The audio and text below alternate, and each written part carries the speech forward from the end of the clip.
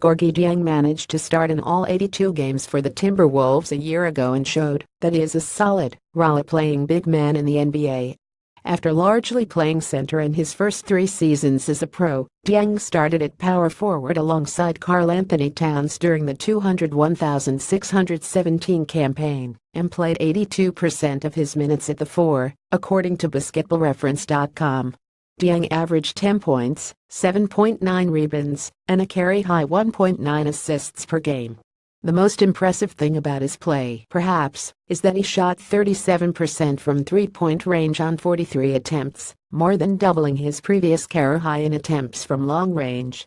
The former first-round draft pick has made a dramatic improvement in his game over the past few seasons, and it doesn't seem that he will be slowing down anytime soon. He can produce quality minutes for this new and improved Timberwolves team.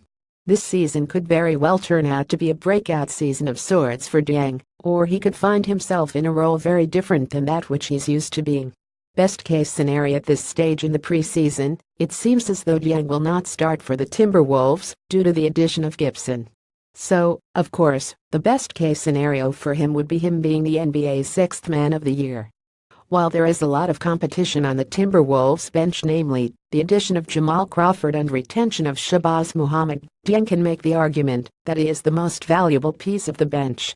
He will be the first big to back up Towns and Gibson, and without a doubt, is the Timberwolves' backup center, given the amount of time that Cole Aldrich saw the court last season. Dieng is an offensive-minded big man who can not only score in various ways, but has the physical tools to be a presence on defense as well. His defensive impact will be needed greatly coming off a Timberwolves bench which is comprised of players who aren't known for their defensive capabilities. Dieng could be a better rebounder, but there is certainly time for improvement.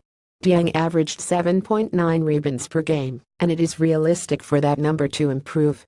In fact, his rebounding numbers can improve simply because he won't be on the floor with Karl-Anthony Towns as much this season.